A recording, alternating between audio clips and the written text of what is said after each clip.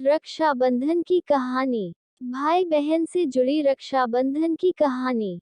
रक्षाबंधन भारत देश का प्रमुख त्योहार है। ये श्रावण मास की पूर्णिमा को मनाया जाता है। इसे नारियली पूर्णिमा भी कहते हैं। रक्षाबंधन के दिन भगवान शिव का पूजन पूर्ण होता है और इस दिन भारत के प्रसिद्ध तीर्थ अमरनाथ में एक दिन के लिए शिवलिंग का निर्माण होता है। इस दिन यात्री कठिन यात्रा करके भगवान शिव शंकर के दर्शन करते हैं। रक्षाबंधन अथवा राखी का त्योहार भाई बहन को स्नेह की डोर में बांधे रखता है। रक्षाबंधन के दिन बहन व्रत रखती है और रक्षाबंधन की कहानी सुनती है। हिंदू धर्म में रक्षाबंधन का विशेष महत्व माना गया है। तो आइए जानते हैं रक्षाबंधन की कहानी।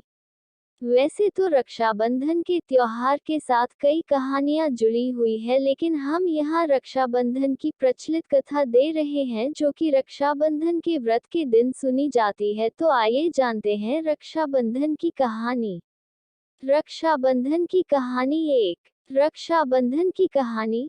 जब भगवान वामन रूप में राजा बलि के पास आए तब भगवान ने राजा बलि से 3 पग धरती मांगी थी।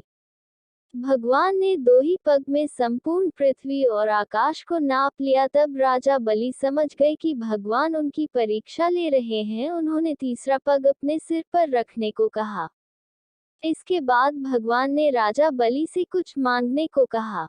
राजा बलि ने भगवान विष्णु से वरदान मांगा कि आप मेरे साथ पाताल लोक में 4 महीने तक पहरेदार बनकर रहेंगे।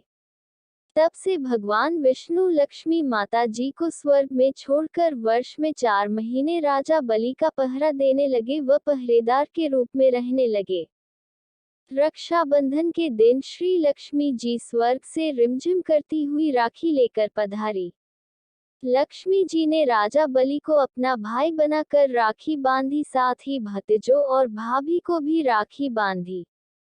जब रानी हीरे मोती का थाल लेकर आई तो श्री लक्ष्मी जी ने कहा कि भाभी, हीरे मोती तो घर में भी बहुत है, मैं तो यहाँ अपने पति भगवान विष्णु जी को मुक्त करवाने आई हूँ। इस प्रकार श्री लक्ष्मी जी राजा बलि की बहन बनी और भगवान विष्णु को अपने साथ लेकर चली गई। ये थी रक्षाबंधन की कहानी। हम यहाँ पर जानेंगे एक और प्राचीन और पौराणिक रक्षाबंधन की कहानी के बारे में।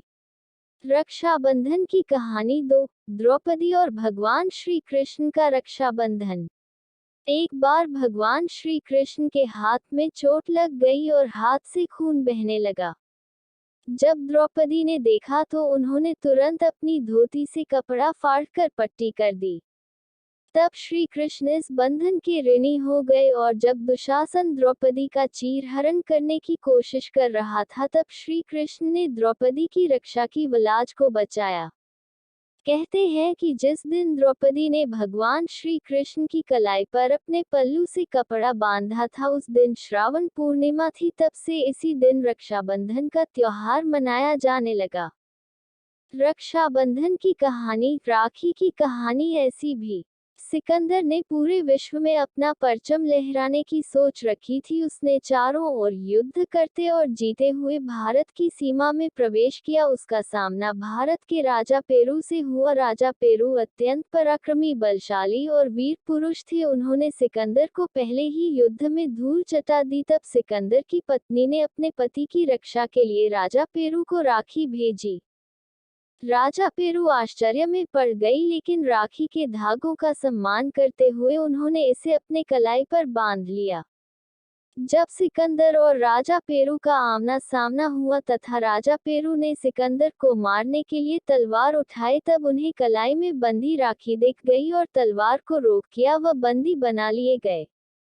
दूसरी ओर जब सिकंदर ने राजा पेरू की कलाई पर अपनी पत्नी द्वारा भेजी हुई राखी देखी तो उन्होंने भी अपना बड़ा दिल दिखाते हुए राजा पेरू को मुक्त कर दिया और राज्य लौटा दिया। ये थी रक्षाबंधन की कहानी। हम आशा करते हैं कि आपको रक्षाबंधन की कहानी पसंद आई होगी। धन्यवाद।